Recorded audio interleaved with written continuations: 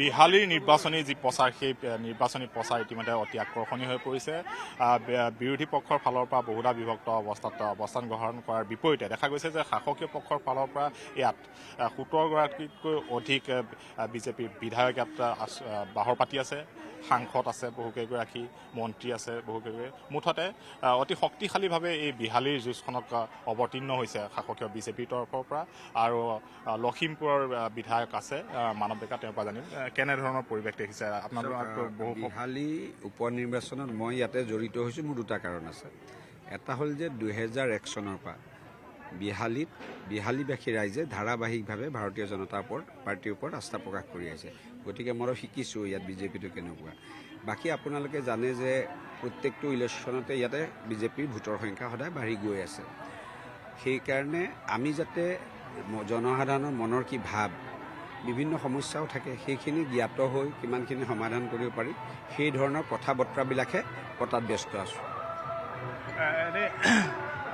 চাৰিটা টাৰ্ম ৰঞ্জিত দত্ত ডাঙৰীয়া ইয়াত কাম কৰিছে বিপুল সঁহাৰি জনাইছিল লোকসভা নিৰ্বাচনতো গৰিষ্ঠ সংখ্যক ভোটেৰে তেওঁ লোকসভাৰ মজিয়ালৈকে নিৰ্বাচিত হৈ গৈছে এতিয়া যিখিনি ৰৈ যোৱা সা সমস্যা আছে সেই সা সমস্যাখিনি সমাধান কৰাৰ ক্ষেত্ৰত আপোনালোকে ডেফিনেটলি পঞ্চায়তে যেতিয়া ঘূৰিছে দেখিছে এইখিনি সমাধান কৰাৰ ক্ষেত্ৰত চাওক আমি অৱগত হৈছোঁ বহুত সমস্যা ইয়াত নাই কিছু উপপথ কিছু প্ৰয়োজনীয়তা আছে সেইখিনি আমি চাইছোঁ মুখ্যমন্ত্ৰী মহোদয়ৰ লগত কথা পাতিছোঁ এতিয়া ইলেকশ্যনৰ সময়ত এইবিলাক কথা কোৱাটো উচিতো নহয় যিহেতু আমাৰ বিজেপিৰ কাৰণে ইলেকশ্যন বা কিবা পৰ্ব লৈ পিনে কাম নহয় গতানুগতিক প্ৰক্ৰিয়া কেৱল উন্নয়নৰ কাম 12 মাহে চলি থাকে আৰু তাৰ পৰা বিহালী সমষ্টিৰ ব্যতিক্ৰম নহয় সুন্দৰকৈ সেই কামখিনি হৈ যাব বিৰোধীৰ গৌৰৱ গগৈ ইয়াত বাহৰ পাতিছে ৰেলী কৰিছে মীৰা বৰঠাকুৰ আহিছে গৰিষ্ঠ আৰু বহুকেইগৰাকী বিধায়ক ইয়াত আহিছে সেইটো গণতান্ত্ৰিক অধিকাৰ মই যেনেকৈ আহি ইয়াত কেম্পেইন কৰাৰ অধিকাৰ আছে গৌৰৱ গগৈৰো আছে গতিকে তেওঁলোকে কংগ্ৰেছ হিচাপে কংগ্ৰেছক ভোট দিবলৈ ক'ব আমি বিজেপি হিচাপে বিজেপি ভোট দিওঁ তেওঁলোকে কৰা কামবিলাক মানুহে মূল্যায়ন কৰিব আৰু আমি কৰা কামবিলাক মূল্যায়ন কৰিব জনসাধাৰণে আমাক সমৰ্থন কৰিব আছিল মানৱ ডেকা তেওঁ নিজে বাহৰ পাতি আছিল আৰু দেখা গৈছে যে বিজেপিৰ ৰাজ্যিক সভাপতি ভৱেশ কলিতা আজিৰ দিনটোত বিহালীত অৱস্থান গ্ৰহণ কৰিছে প্ৰচাৰ সভা তেওঁ ইয়াত অংশগ্ৰহণ কৰিছিল আৰু দেখা গৈছে ইয়াত সাংসদ স্থানীয় সাংসদগৰাকীও ইয়াত ৰঞ্জিত কুমাৰ দাস দত্ত তেওঁ নিজেও ইয়াত আছে সভাপতি ভৱেশ কলিতা আছে 5টা সমষ্টিৰ নিৰ্বাচন আপুনি গোটেইকেইটাতে ঘূৰি আছে আজি বিহালীত অৱস্থান গ্ৰহণ কৰিছে প্ৰচাৰ চলাইছে কেনেকুৱা দেখিছে সাধাৰণতে উপ নিৰ্বাচন মানুহ ইমান নহয় মই আজি ইয়াত কেইবাখনো সভা সমিতি কৰিলোঁ হাজাৰ হাজাৰ জনতা ওলাইছে বিশেষকৈ আই মাতৃসকল ওলাই আছে ডাবল ইঞ্জিনৰ চৰকাৰে নৰেন্দ্ৰ মোদী ডাঙৰীয়া আৰু ডক্টৰ হিমন্ত বিশ্ব শৰ্মা ডাঙৰীয়া অসমখনক আজি যিদৰে আগবঢ়াই লৈ গৈছে তাত ৰাইজ সন্তুষ্ট আছে ৰাইজৰ মাজত উৎসাহ বৃদ্ধি হৈছে আৰু সেইকাৰণে হিলদল ভাঙি ৰাইজ ওলাই আছে আৰু সকলোৱে এটাই কথা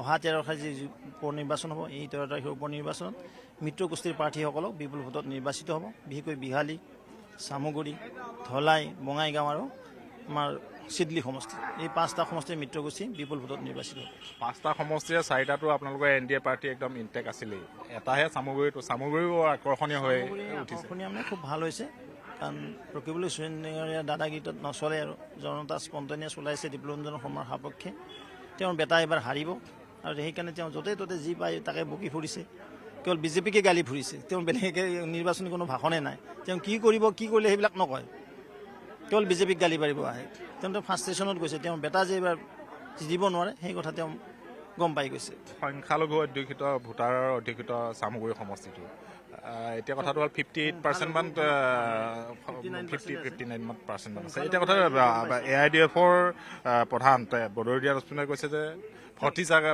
মানে এৰি দিছে বুলি কৈছে AIDF আৰু কংগ্ৰেছ 1.2 পাৰ্ট কংগ্ৰেছ আৰু AIDF একেলগে থাকে কেতিয়াবা দেখাত অকণমান বেলেগ ধৰণে কয় কিন্তু আমি বিধানসভাটো একেলগে বহা দেখা পাওঁ লোকসভাটো মোটামুটি ভোট ট্ৰেন্সফাৰটো তেনেকেই কৰে বিধানসভাটো মহাজোঁট গঠন কৰে তো তেনেকৈ আজি AIDF আৰু কংগ্ৰেছ দল চলি আছে আৰু তেওঁলোকে কংগ্ৰেছে কয় তেওঁলোকে সাম্প্ৰদায়িক দল নাই বুলি আৰু AIDFৰ নিচিনা সাম্প্ৰদায়িক দল ভাৰতবৰ্ষত কোন আছে এতিয়া চামগুৰিৰ কথাত বাকীকেইটা সমষ্টি আপোনালোকৰ আছিলে এতিয়া কি হয় সেইটো ভোটাৰ ঠিক কৰে কিন্তু চামগুৰিটো এটা মানে বিশেষ আকৰ্ষণীয় যুঁজ হৈছে আমাৰ প্ৰাৰ্থীগৰাকী তীব্ৰ প্ৰতিদ্বন্দ্বিতা আগবঢ়াইছে আৰু নিশ্চিতভাৱে তেওঁ বিজয় হ'ব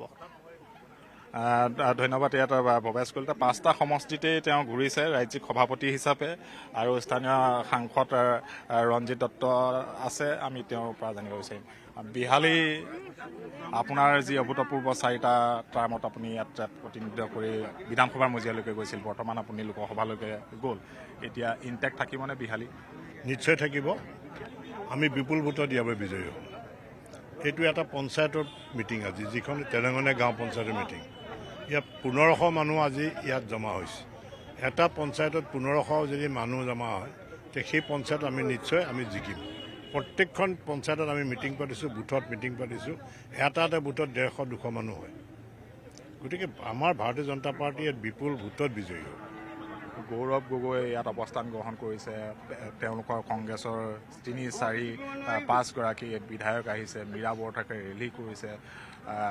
তেওঁলোকে যিমানে ৰেলী নকৰক, যিমানে তেওঁলোকে ইয়াত গাঁৱত নুঘূৰক, বিহালী সমষ্টিত বিজেপিয়ে জিকিব। 2001 চনৰ পৰা ভাৰতীয় জনতা পাৰ্টি দুৰ্গ হৈ আছে বিহালী সমষ্টি। ইয়াত গৌৰৱ গগৈ নাহক, ৰাহুল গান্ধী নাহক, বিহালী সমষ্টিৰ ৰাইজে সেইটো নাচায়। বিহালী সমষ্টিৰ ৰাইজে উন্নয়নৰ স্বাৰ্থত মাননীয় মুখ্যমন্ত্ৰী ডাঙৰীয়াই যি উন্নয়নৰ ধাৰা লৈ আমাৰ সমষ্টিবিলাকত কাম কৰিছে, ইয়াৰ লোকসকলে, ইয়াৰ স্থানীয় বাসিন্দা ৰাইজে বিজেপি পাৰ্টীক ভোট দিব। মুঠতে 13 নৱেম্বৰৰ দিনটোত জলপান খাই ভোটাধিকাৰ সাব্যস্ত কৰিব। আমাৰ কথাটো হৈছে কি, প্ৰথমে মতদান। ৰাতিপুৱা শুই উঠি আপুনি চাকি বন্তি জ্বলাই প্ৰথম মতদান, তাৰপিছত জলপান। মুঠতে ভোটদান কৰি আহি ভালকৈ জলপান খাব। প্ৰথমতে মতদান, তাৰপিছত আহি জলপান। মানে মাৰ্জিন কিমান হ'ব বুলি ভাবে? আমি 35,000 ভোটৰ ওপৰত জিকিম, 35,000। এয়া আছিল ৰঞ্জিত দত্ত আৰু স্পষ্টকৈ কৈছে তেওঁলোকৰ টাৰ্গেট 35,000তকৈ বেছি ভোটৰ ব্যৱধানত এইবাৰ বিহালী উপ নিৰ্বাচনত তেওঁলোকৰ পাৰ্টি, NDA পাৰ্টি তথা বিজেপিৰ প্ৰাৰ্থী দিগন্ত ঘাটোৱা বিধানসভাৰ মজিয়ালৈকে যাব এই সমষ্টিৰ পৰা। কেমেৰা পাৰ্চন সঞ্জয় বৰাৰ সৈতে বিহালীৰ পৰা মই বিজয় কুমাৰ ডেকা। আপুনি বিচৰা বাতৰি পাব কেৱল নিউজ 18 এপত। নিউজ 18 এপ ডাউনলোড কৰিবলৈ স্কেন কৰক এই QR কোড। গুগল প্লে ষ্টৰতো পাব এই নিউজ 18 এপ।